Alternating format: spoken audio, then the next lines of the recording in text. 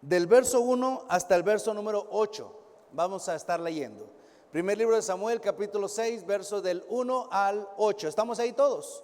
Lo leemos alternadamente, yo el 1, ustedes el 2 y en el 8 nos unimos todos. Comienzo, dice así, primero de Samuel, capítulo 6, verso 1. Estuvo el arca de Jehová en la tierra de los filisteos 7 meses.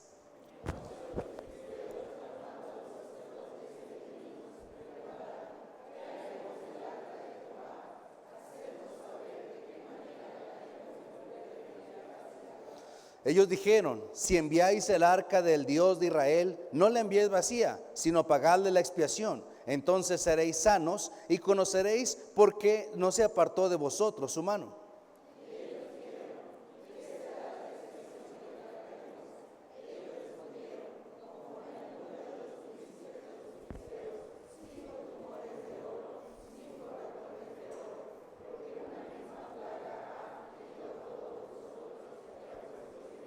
Haréis pues figuras de vuestros tumores y de vuestros ratones que destruyen la tierra, y daréis gloria al Dios de Israel. Quizá aliviará su mano sobre nosotros y de sobre vuestros dioses y de sobre vuestra tierra.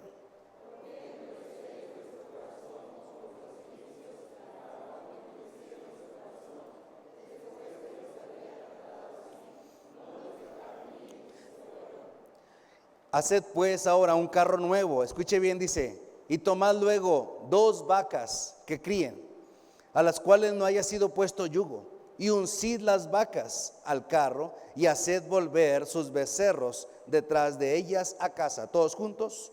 Tomaréis luego el arca de Jehová, y la pondréis sobre el carro, y las joyas de oro que le habéis de pagar en ofrenda por la culpa, las pondréis así en una caja al lado de ella, y la dejaréis que se vaya. Los filisteos tenían un gran problema, mis hermanos. El problema es que habían robado algo que no tenían que robar. Si usted sabe el contexto, se dará cuenta de que tuvieron una pelea. El pueblo de Israel perdió la pelea, pero ellos de una manera ilusa llevaron el arca del pacto a la guerra. Los filisteos se portaron como hombres valientes y ganaron la batalla. Robaron esa arca. Cuando tuvieron el arca con ellos se gozaron, pero si usted recuerda, la guardaron junto a su dios, que era Dagón. Cuando pasó un día, Dagón estaba inclinado ante el arca, porque Dios es todopoderoso. Tenemos un Dios de dioses, Rey de reyes y Señor de señores. ¿Cuántos creen eso, hermanos? Levantaron la estatua de Dagón y al otro día volvieron a ver, y ahora la estatua estaba sin manos, casi destruida ante la presencia de Dios. El pueblo de los filisteos empezó a enfermar y empezaron a salirles tumores por todos lados. Llegaron a la conclusión de que tenían que regresar esa arca, porque ese Dios era más poderoso que el de ellos. Su Dios Dagón no los podía librar. Entonces libraron la batalla de ahora cómo regresar el arca del pacto a los israelitas. Y para esto tomaron 2 víctimas, es decir, 2 vacas. El verso 7 lo vuelvo a leer. Haced pues ahora un carro nuevo, y tomad luego 2 vacas que críen, en las cuales no haya sido puesto yugo, y uncid las vacas al carro, y haced volver sus becerros detrás de ellas a casa. Tomaron, hermanos, 2 vacas para poder regresar el gozo, la bendición, ponerla en su lugar. Nuestro sermón lleva por título Vacas ungidas. Ah, caray, sí, vacas ungidas. Y ahorita vamos a hablar y desarrollar el tema, pero primero vamos a orar. Señor mío, llegamos delante de tu presencia y te pedimos que con tu Santo Espíritu nos acompañes y nos guíes. Te pido, Dios mío, que sea tu Espíritu Santo el que nos enseñe y nos recuerde tu palabra. Que seas tú, Señor, enseñando a cada uno de todos los que estamos aquí. Perdona nuestras faltas, nuestros pecados. Límpianos de todo mal, líbranos de toda interrupción, y aún, Señor, líbrame de mi torpe lengua, para que seas tú, Señor, exaltado por encima de todo y sobre todo. Gracias porque es bueno, te lo pedimos y agradecemos en Cristo Jesús. Amén. Tomen su lugar, mis hermanos, por favor. Gracias, hermano. Amén. Vacas ungidas. ¿A qué nos referimos, hermanos, con esto? Dios tiene un orden para todo. ¿Cuántos creen eso, hermanos? Dios tiene orden. Y había una forma en la cual se debía de adorar a Dios. Y es por eso que Él estableció un arca. Por cierto, la palabra arca viene de la palabra, nosotros en México no usamos la palabra arca, pero tal vez usamos la palabra arcón, ¿sí? Y el arcón era como un cofre que se ponía en las casas de los abuelos, sobre todo, donde se guardaban ciertas cosas valiosas, algunas cosas importantes, recuerdos o cosas que estaban siempre bajo candado. El arca del pacto representa lo más importante que Dios quiere que el pueblo de Israel recuerde. Dios desea que su nombre sea honrado, alabado y glorificado. En su prontitud, rapidez, el pueblo de Israel cometió el error de llevar el arca del pacto a la pelea, pensando que iban a ganar la pelea, porque tal vez Dios iba a hacer algo desde el arca. Hermano, Dios es poderoso por encima de todo, y Dios sabe que se pueden ganar batallas en su nombre. Aquí el problema no era que Dios no tuviera poder para poder hacer que el pueblo de Israel ganara la batalla. El problema es que el pueblo de Israel tenía un corazón lejano a Dios. Incluso los hijos del sacerdote estaban haciendo cosas malas, andaban en fornicación y andaban tratando de sobrevivir algunas cosas. Ellos estaban listos para poder vivir cómodamente, tratando de darle gusto a ellos mismos y también de vez en cuando servir a Dios y servir al ojo de su padre. Esto provocó que el pueblo de Israel bajara en su vida espiritual. Así que llegó el tiempo que el pueblo de los filisteos se dieron cuenta que tenían que regresar esa arca que no les pertenecía. ¿Cómo lo tenemos que hacer? Ellos dieron por hecho que esa arca tenía que salir de ellos, pero no simplemente tirarla, porque sabían que en esa arca había poder de Dios, y si hacían algo malo en contra de esa arca, peor mal vendría sobre ellos.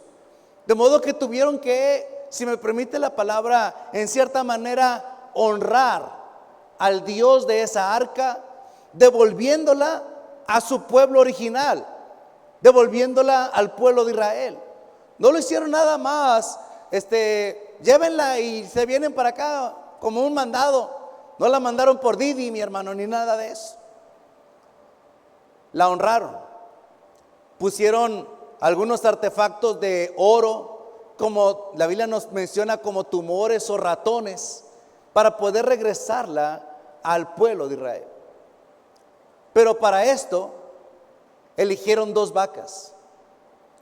Y en esos personajes son en los que yo quiero centrarme, mi hermano. Eligieron 2 vacas que criaran, pero sobre las cuales nunca se hubiera puesto un yugo, es decir, para trabajarlas en el campo. Y eligieron a estas 2 vacas para poder llevar el arca a su lugar en donde debería de estar. Veo que algunos se están rascando la cabeza como diciendo: pastor, ¿para dónde va esto? Porque yo no entiendo. Por lo general así predico, al principio nadie me entiende y luego ya al final tampoco. No sé qué es eso. Por favor, síganme en esta idea. Tomaron 2 vacas para poder regresarlas al pueblo de Israel. Vuelvo a leer el verso número 6. Dice: ¿por qué endurecéis vuestro corazón como los egipcios y Faraón endurecieron su corazón? Después que los había tratado así, no los que, mi hermano, dejaron ir. y se fueron. Los filisteos tomaron, ¿sabes qué? Si no dejamos ir el arca, así como nos va a pasar lo mismo que a Faraón. Él no quiso dejar ir al pueblo de Israel al desierto a ofrecer sacrificios, y por eso acabaron destruidos.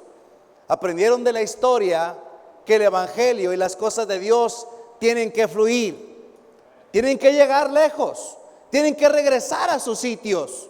Y entonces dijeron, no podemos ir, pero vamos a hacer un carro especial, jalado por 2 vacas. En ese carro vamos a poner el arca y vamos a poner esos utensilios o esos artefactos de oro como tumores y ratones. ¿Y quién la va a guiar? Nadie le va a guiar. Vea lo que dice el verso número 8. Tomaréis luego el arca de Jehová y la pondréis sobre el carro, y las joyas de oro que le habéis de pagar en ofrenda por la culpa, la pondréis en una caja de al lado de ella. Y lo que sigue todos juntos dice, y la dejaréis que se vaya. Ahora vea el verso número 12. Al principio dice, y las vacas, ¿qué, hermano? ¿Ve eso? No había un chofer del carro. Las vacas solitas tenían que llegar. Dice que las vacas se encaminaron por el camino de Bet-Semes y seguían camino recto, andando y bramando, sin apartarse ni a derecha ni a izquierda. Ahora, por favor, escúcheme. Si usted pone atención a esta parte, va a entender exactamente a lo que me refiero en esta enseñanza. Dios eligió 2 vacas para que pudieran regresar el arca. El arca representa lo más importante. El arca representaba para estos tiempos la presencia de Dios. Volver a tener el arca para Israel sería volver al gozo de su salvación. Sería volver a esa comunión íntima con Dios y sentirse en plenitud con Dios. Ellos estaban mal, dispersos. No estaba con ellos Dios y tampoco habían cuidado aquello que Dios les había dado. Y para regresar esa arca se eligieron 2 vacas. Escuche lo que le voy a decir.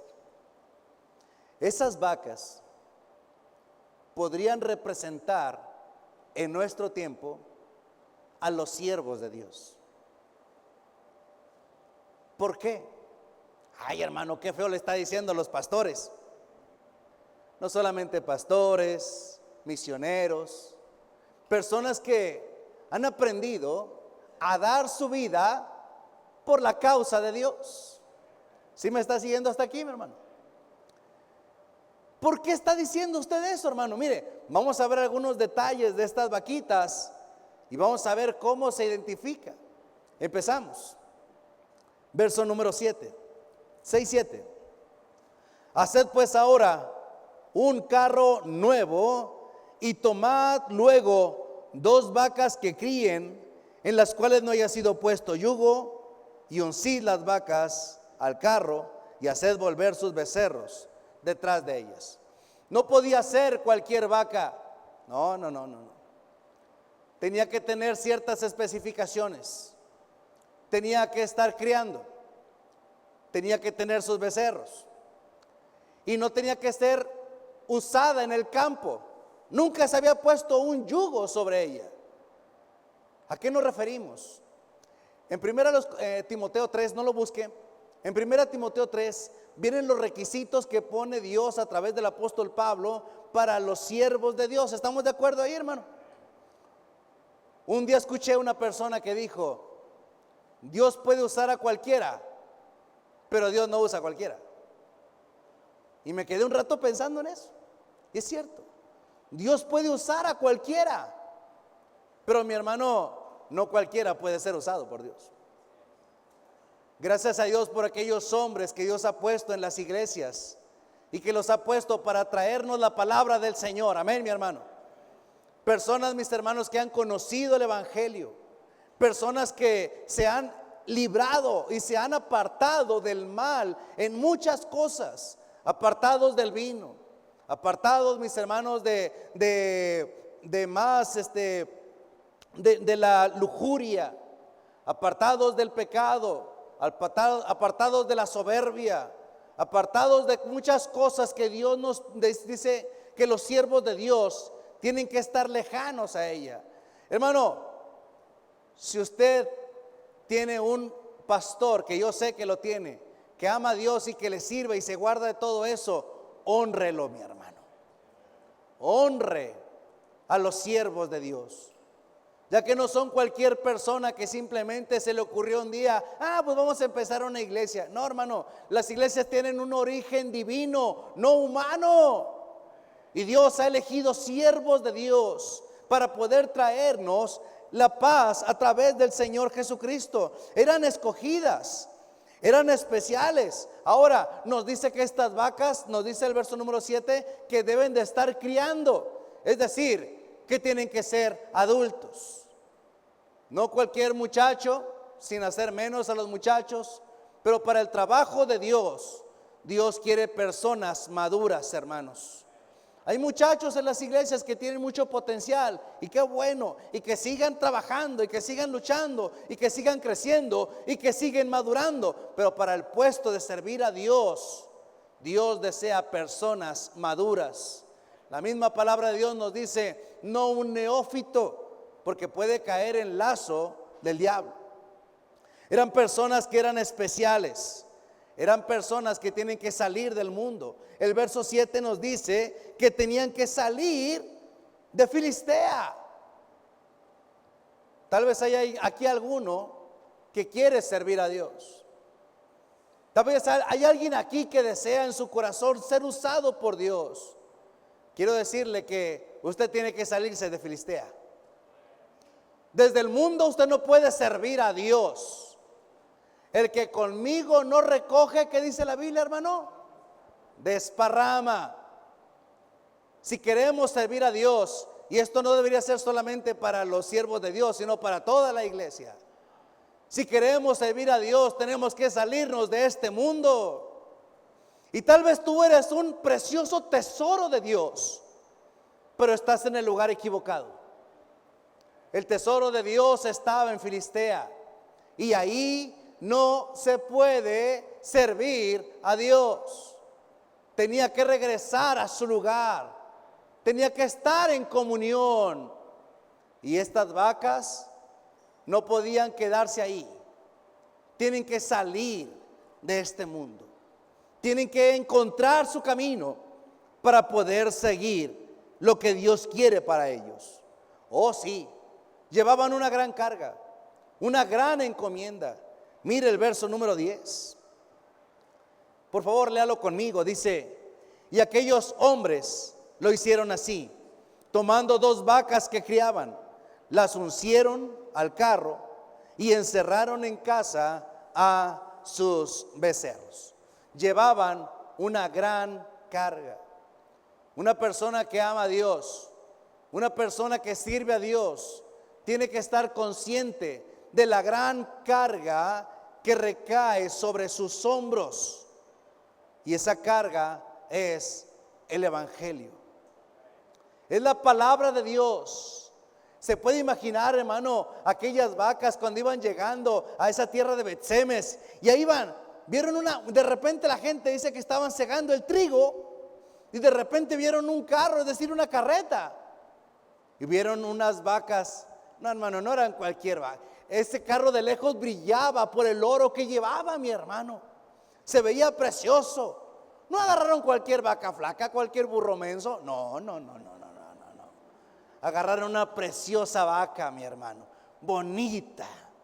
Le pusieron adornos seguramente.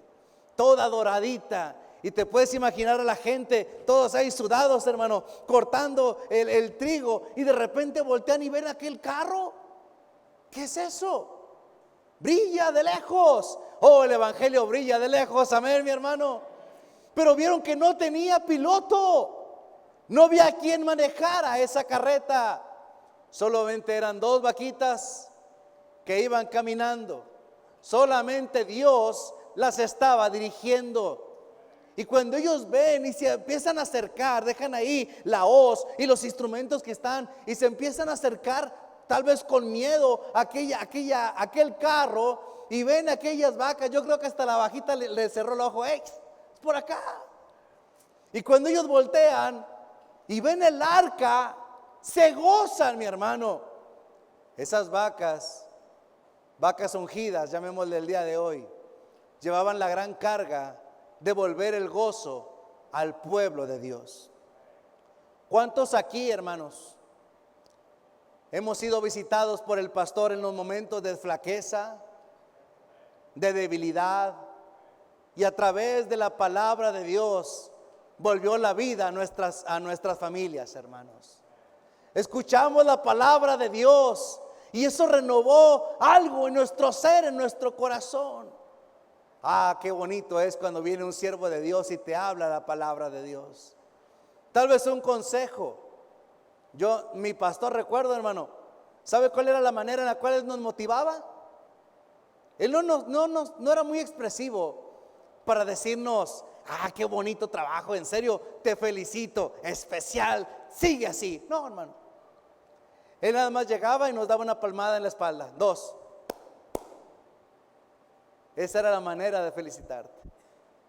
De modo que cuando hacíamos un trabajo para Dios y llegaba el pastor, yo no decía: que me dé felicitación. Yo decía: que me pegue, que me pegue, que me pegue. Era la manera en la cual te felicitaba. Pero tú sabías que habías hecho un buen trabajo. La presencia del siervo de Dios es algo bien especial sobre nuestras vidas. Hermanos, honren a su pastor, hermano. Lleva una gran carga sobre él. Es algo impresionante. ¿No cree usted que en ese camino pudieron haber robado ese carro? Dios lo estaba cuidando, amén, mi hermano. Y allí van esas vacas llevando esa preciosa arca del pacto, la gran encomienda. Eran guiadas por Dios. Vea el verso 12. Y las vacas se encaminaron por el camino de Bet-Semes y seguían el camino recto. ¿Cómo iban las vacas, hermano? Andando y bramando sin apartarse. Andando, bramando sin apartarse. ¿La vaca corre recio, mi hermano? No. La vaca no corre recio, pero tiene pasos fuertes y seguros. Dice que andaba andando y bramando. ¿Cómo braman las vacas, hermanos? Sin miedo. ¿Cómo braman las vacas? Caray, así le hacen las vacas, hermano. O sea que, imagínense esa vaquita, ¿sí? Con la gran carga, adornadas. Y cuando van caminando, van andando y bramando a su paso.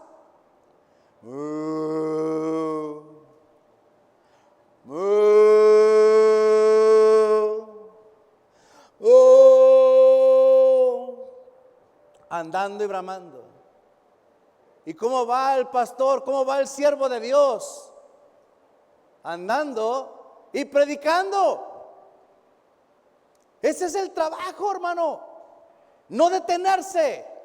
Hay que caminar, hay que predicar, pero también hay que caminar derecho. Porque este verso nos dice, el verso número 12, que iban andando, bramando, sin apartarse, ni a izquierda, ni a derecha. Tenían una encomienda. La encomienda era darle la honra y la gloria a Dios y regresar el arca del pacto, llegar con aquellas personas y devolverles el arca para que el gozo de Dios llegue sobre sus vidas.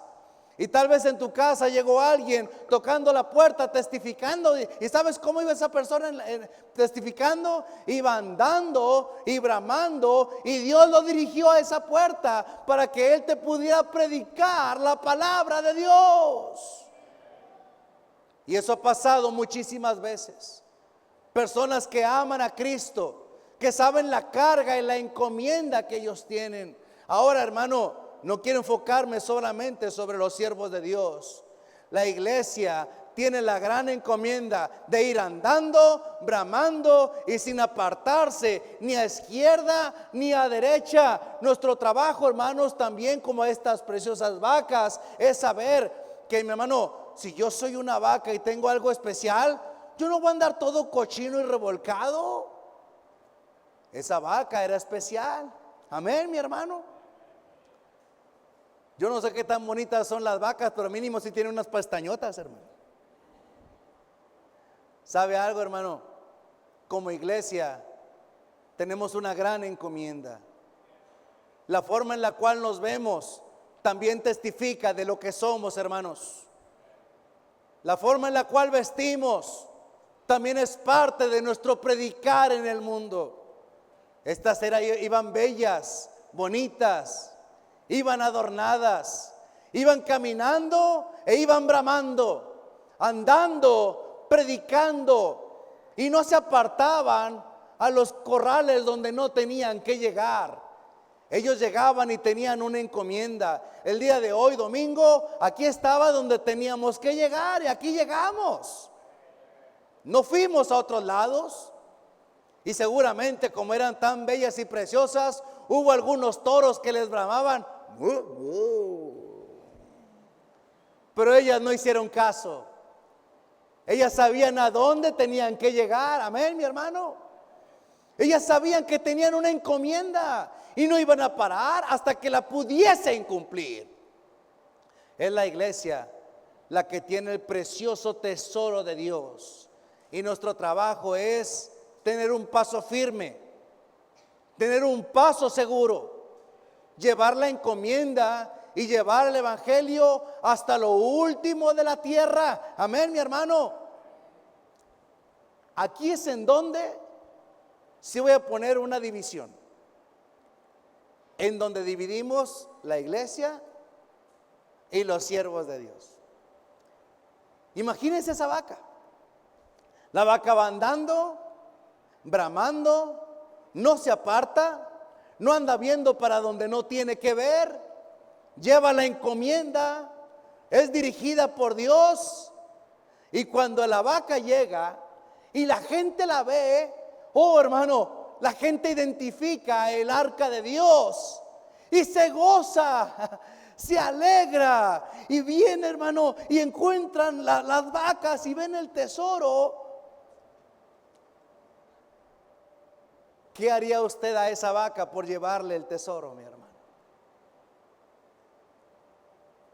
Yo creo que lo mínimo sería estar agradecidos. Dale agua, dale comida. La Biblia nos dice: no pondrás bozal al buey que trilla. Cuida esa vaca. Pero a estas vacas no les fue así, hermano. Vea el verso 12. Y las vacas se encaminaron por el camino de Bet-Semes y seguían camino recto, andando, bramando y sin apartarse ni a derecha ni a izquierda, ni a derecha ni a izquierda. Y los príncipes de los filisteos fueron tras ellas hasta el límite de Bet-Semes. Y los de Bet-Semes segaban el trigo y el valle, y alzando los ojos vieron el arca. ¿Y qué pasó cuando la vieron, mi hermano? Se regocijaron. Pero ahora vea el verso 14. Y el carro vino al campo de Josué de Bet-Semes y paró allí, donde había una gran piedra. Lo que sigue, todos juntos, dice: y ellos cortaron la madera del carro. ¿Qué le pasó a las vacas?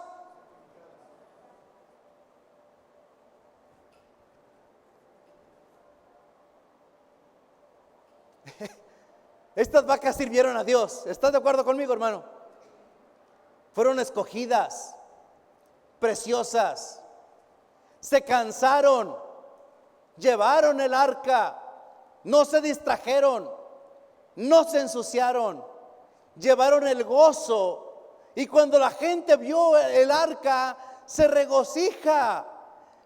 le quitan el yugo a las vacas. Bajan con cuidado el arca a través de esas varas que tenía y la ponen en un lugar, dicen, una gran piedra en el campo de Josué. Y luego agarran la carreta, mi hermano, y la hacen pedazos porque iban a ofrecer un sacrificio. Y yo me imagino a las vacas viendo todo ahí, viendo cómo desjarretaban la carreta, la rompen, la destruyen, porque esa misma madera iba a ser para el sacrificio. Y tal vez las vacas esperando ver una ovejita por ahí, ver un macho cabrío. No, y sigue el sacrificio. ¿Y a quién van a matar? A las vacas que llevaron el arca. Y tal vez aquí hay alguno de protección animal que, ¡qué injusticia, pastor! Hermano, escucha bien lo que te voy a decir. Ese es el trabajo de un siervo de Dios. Servir, cuidarte del mundo, caminar, bramar o predicar, no desviarte, llevar la palabra de Dios y saber de que nuestra vida para Dios es un sacrificio. Y si en algo me voy a morir, prefiero morirme en ese holocausto sirviendo a Dios. El siervo de Dios tiene que saber que rindió su vida, ya no le pertenece, es de Dios.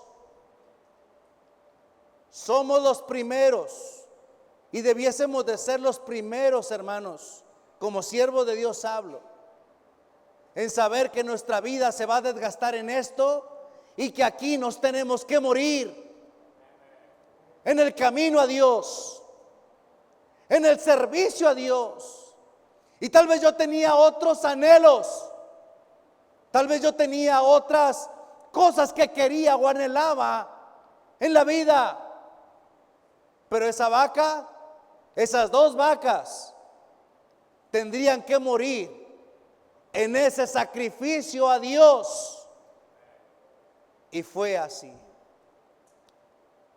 Ahora tenemos algunas generaciones de que ya no quieren que el pastor sufra.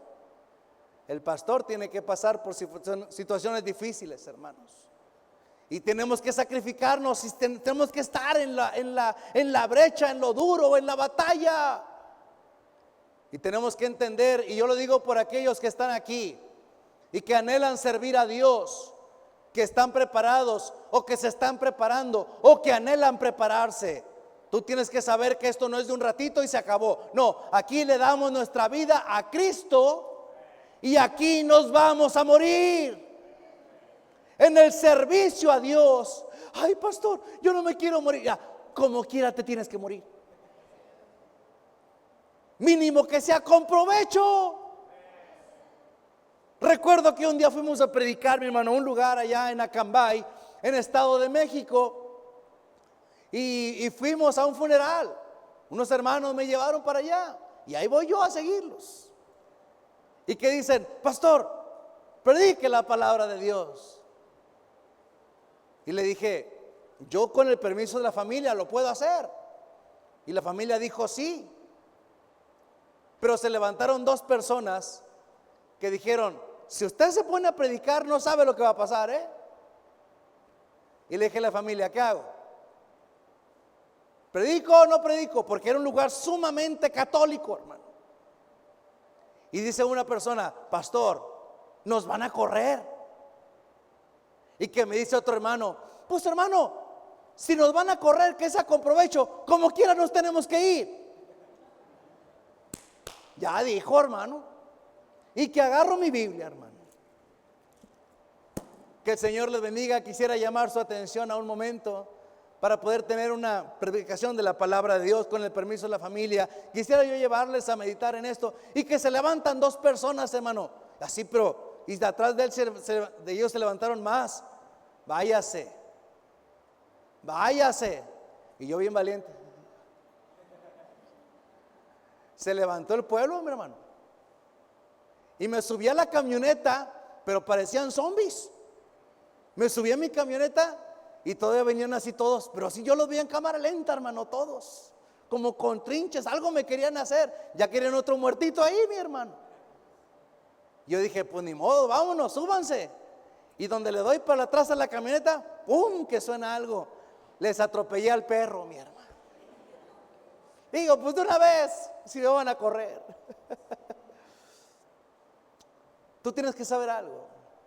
De como quiera te vas a morir.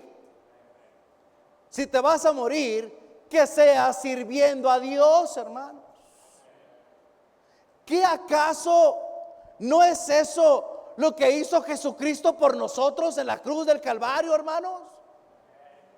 Él no vino nada más, dio bonitos mensajes, hizo muchos milagros. Bueno, señores, ya acabó mi turno, con permiso. No, Él fue hasta la muerte, y muerte de cruz, y dio su vida por cada uno de nosotros. Y de nosotros estamos salvos y salvados por el sacrificio que Jesucristo hizo en la cruz del Calvario. ¿Y qué hizo? Lo mismo, hermano. Iba andando, predicando, obramando, sin apartarse a derecha ni a izquierda. Y cuando supo que tenía que llegar el momento para ir a Jerusalén, nuestro Señor Jesucristo no se quedó ahí miedoso de lo que iba a pasar. La Biblia nos dice que Él enfiló su rostro para ir a Jerusalén. Y cuando estaba ahí en el Getsemaní, mi hermano, orando, y cuando sudaba gotas de sangre, Él decía, Señor, si es necesario, pase de mí esta copa. Luego dice y aclara, pero no sea como yo quiero, sino como tú quieres. Y se levantó para recibir la traición de Judas, aquel beso con el cual lo entregó, sabiendo que Pedro lo iba a negar, sabiendo que todos los demás apóstoles, excepto de Juan, se iban a ir y se iban a esconder entre todos los demás, sabiendo que lo iban a golpear, que lo iban a juzgar injustamente, porque los juicios nunca se hacían de noche, y siempre se hacían en el ritual de los juicios, y lo hicieron de noche, y lo hicieron en el patio de Anás y de Caifás. Y juzgándolo injustamente, Él recibió los golpes y el dolor por cada uno de nosotros. Y amaneciendo mientras lo golpeaban, lo llevan a Pilato, el cual lo quiere soltar, pero el pueblo está encarnecido. No lo queremos que lo sueltes. Y Él dice, ¿a quién quieren que os suelte? ¿A este? ¿O te acuerdas del otro? ¿Cómo se llamaba? ¿Cómo? Barrabás. Un malo conocido. Era peor que el Chapo, te aseguro, mi hermano. ¿A quién quieren? ¿A este o al Chapo? ¡A Barrabás! ¿Y qué quieren que haga con él? ¡Crucifícale! Y aquellos que un día decían Hosana, ahora decían crucifícale. Pero Cristo ya sabía que todo eso iba a pasar, mi hermano. Lo golpean a manera de desprecio y de burla. Le ponen una corona, pero no una corona de oro, una corona de espinas, la cual no creas que era grande, y se la pusieron así delicadamente. Era algo pequeño, y lo forzaron y cortaron su cuero cabelludo, mi hermano. Lo tapaban con una capa y lo daban de varazos. Y le decían, si eres profeta, dinos quién te golpeó. Se burlaban de él y le hacían reverencias. Y lo van llevando y lo ponen para que cargue su propia cruz. Una cruz de más de 120 kilos. Él no podía con eso, tuvieron que llamarle a otra persona para que pudiera ayudarle al Señor a cargar la cruz del Calvario. Y cuando Él llega, mi hermano, se le quitan sus ropas y se las rifan entre ellos para que se cumpliera la escritura. Y cuando el Señor lo toman, lo ponen unos clavos, mis hermanos, de aproximadamente 20 centímetros. Algunos piensan que fue aquí en las palmas. La tradición nos dice que fue aquí, mi hermano, donde pasan todos los nervios. Y ahí el Señor fue traspasado para cumplir la profecía del Antiguo Testamento. Mirarán al que traspasaron y lo levantan en la cruz del Calvario delante de toda la gente. Algunos se espantan, otros se burlan. Y como no había una causa, porque se ponía la causa de cada persona arriba de su cabeza, en algunos decía asesino, en otros decía ladrón. Pero como al Señor no le pudieron decir nada ni comprobar nada, lo único que le pusieron es Rey de los Judíos. Y ahí está el Rey de los Judíos, el siervo de Dios, que solamente iba andando, predicando, cumpliendo la voluntad de Dios, sin apartarse a derecha ni izquierda, trayendo el precioso regalo de Dios, que es la salvación a través del sacrificio de Cristo. Y aquel que merecía ser honrado y es digno de honra y gloria, fue crucificado y fue muerto. Cuando una persona era crucificada y tratada de una manera tan horrible, esa persona tardaba aproximadamente 36 horas. Escucha bien, 36 horas ahí colgados en morirse. Y como si duraban más de 36 horas, entonces les quebraban las piernas para que se soltara su cuerpo y murieran por asfixia. Por eso cuando vieron al Señor, tenían que matarlo antes del tiempo, porque venía la Pascua. Muy espirituales ellos. Rómpanle las piernas. No, Señor, ya está muerto. Solamente han pasado 6 horas. Todo lo que pasó, física, mental y emocionalmente. Hay algunas personas que dicen: ay, sufro mucho en mi mente, nadie me comprende. Sabes, Cristo sudó gotas de sangre solamente por el estrés que le causaba todo lo que iba a pasar. Y después de que dio su vida ahí en la cruz, comprueben lo que se murió, y clavan la lanza en su costado.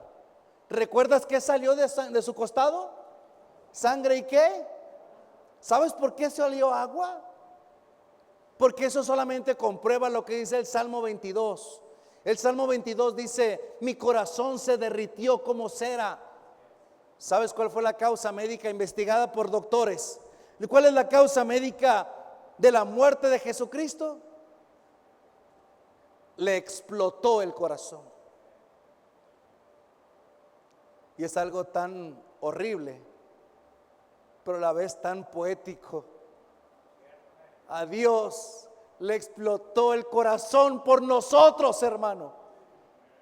Y fue capaz de dar su vida en la cruz del Calvario para que tú y yo tengamos vida eterna. Y la promesa que el día que partimos de este mundo, iremos a la presencia de Dios. No por nuestras obras, por su gracia. No por lo que yo haga por Él, por lo que Él hizo por mí. Y todo lo hizo sabiendo que Él tenía que dar su vida en la cruz del Calvario.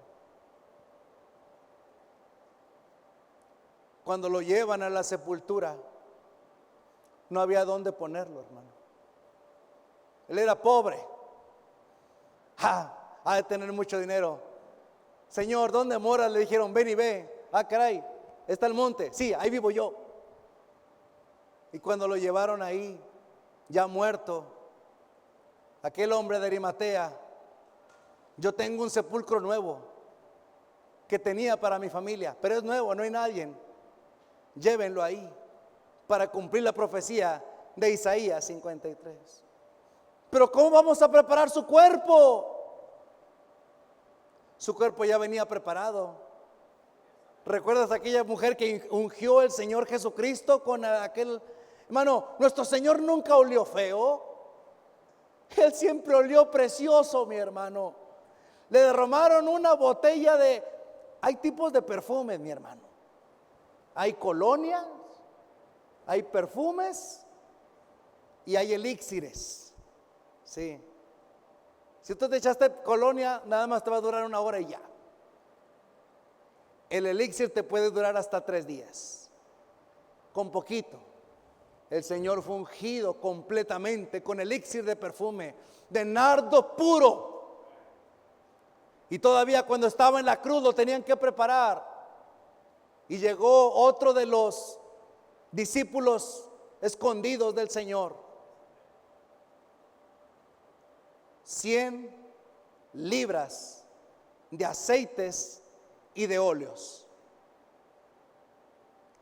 A una persona, cuando se le preparaba para la sepultura, se le daban 5, por mucho 10 libras de óleos. Solamente a los reyes se les daban 100 libras. Y Nicodemo dio la medida de un rey para honrar a aquel que dio la vida en la cruz del Calvario por nosotros, hermano. Y al tercer día resucitó. ¿Te puedes imaginar lo precioso que olía esa tumba, mi hermano? Nuestro Señor, siendo digno de toda honra, gloria y honor, fue capaz de llegar hasta la muerte por cada uno de nosotros.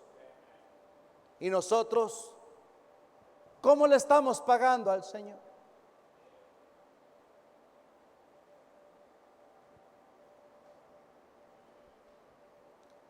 Con pena lo digo, hermano, pero hay veces que una lluvia hace que ya no vengamos al culto. Pero sí cantamos que Señor, yo te daría mi vida. ¿Sí me explico, hermanos? Si ponemos en balanza todo lo que ha hecho y sacrificado nuestro Señor por nosotros, contra lo poquito que nosotros le hemos dado, no le hemos correspondido casi en nada, mi hermano. Nuestro Señor es digno de honra, gloria y honor. Y si el Señor te tomó como una vaquita especial, líbrate de andar donde no debes de andar. Ve andando, bramando y derechito, sin apartarte izquierda y derecha. Y cuando termines tu camino y tu servicio a Dios, y que tú digas, ay Señor, ya estoy sirviendo a Cristo, espérate el sacrificio, porque te va a pasar. Un día en el instituto, cuando nos estábamos preparando, nos decía el director, un día los que más te aman o que más dicen que te aman, te van a traicionar. Y dijo, no es una posibilidad, es un hecho. Te van a dar la espalda. Por eso tienes que estar bien tomado de la mano de Dios. Que el Señor nos ayude, hermano, a madurar, a darle a Él lo mejor de nuestras vidas. Y que nosotros como iglesia, que llevamos esa encomienda del mensaje, del evangelio, de la palabra de Dios, vayamos andando, bramando, sin apartarnos a izquierda ni a derecha, y estar listos y dispuestos a dar nuestra vida en sacrificio por nuestro Señor, porque Él es digno. Ay, es que papá, y es que mamá, es que el primo, lo entiendo, son tu familia, pero no son dignos. El único digno de tu vida es Cristo Jesús, porque Él ha hecho todo por nosotros. Cuando encontremos una iglesia que está dispuesta a dar su vida por Dios, sin importar todo lo que haya hecho, encontraremos una persona y una iglesia madura que está lista a darlo todo por aquel que nos dio más que todo, nos dio al creador de todo, a nuestro Señor Jesucristo. Puestos de pie, por favor, hermanos. Oremos. Señor mío,